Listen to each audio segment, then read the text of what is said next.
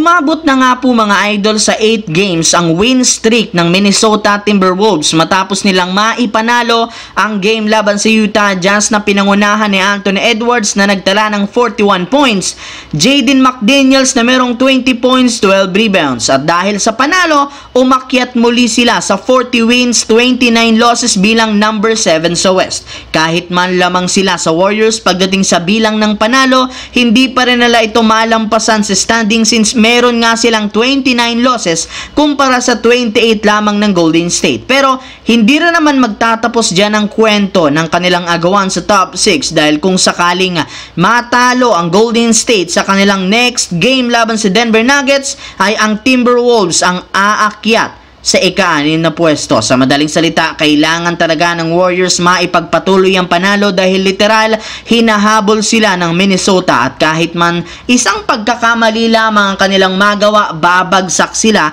sa play-in tournament. Kaya kailangan nga nilang seryosohin ang susunod na laro laban sa mga itinuturing na contender na Denver Nuggets at Milwaukee Bucks. Samantala, tagumpay na naipanalo ng Los Angeles Lakers ang laro laban sa Phoenix Suns na pinangunahan ni Luka Doncic na merong 33 points, 11 rebounds. Gumawa rin naman dito si Austin Reeves, 28 points, 6 rebounds, Jackson Hayes, 19 points. At dahil sa pagkapanalo, balik nga sila sa winning column at tuluyang naputol ang 4-game lose streak. Umakyat na rin naman sa 41 wins, 25 losses ang record bilang number 5 sa West. Pero hindi rin naman isang normal na game lamang ang nangyari dahil meron rin naman ngang nangyaring trash talkan sa pagitan ni Luka Doncic at Kevin Durant. Sinimulan nga ito ni Durant nang sabihan niya si Luka na hindi nga ito makasungkit ng simpleng foul sa playoffs. Pero sumagot rin naman si Luka ng isang step back 3-pointer sa harap ni Durant, sabay sabi nga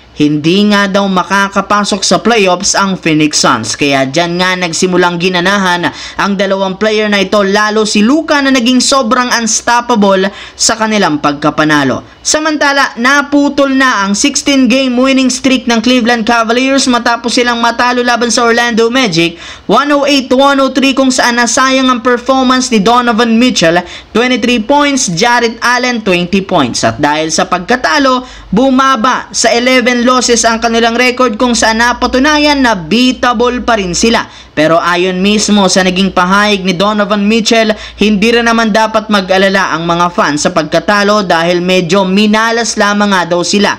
Napakarami nga sila ditong nagawang pagkakamali na sinamantala ng Orlando Magic. In fact, halos umabot sa 26 turnovers ang kanilang naitala. Kaya kailangan lamang nga po ng Cavaliers ayusin ito sa mga susunod na laro at siguraduhin na magiging maganda muli ang kanilang sitwasyon.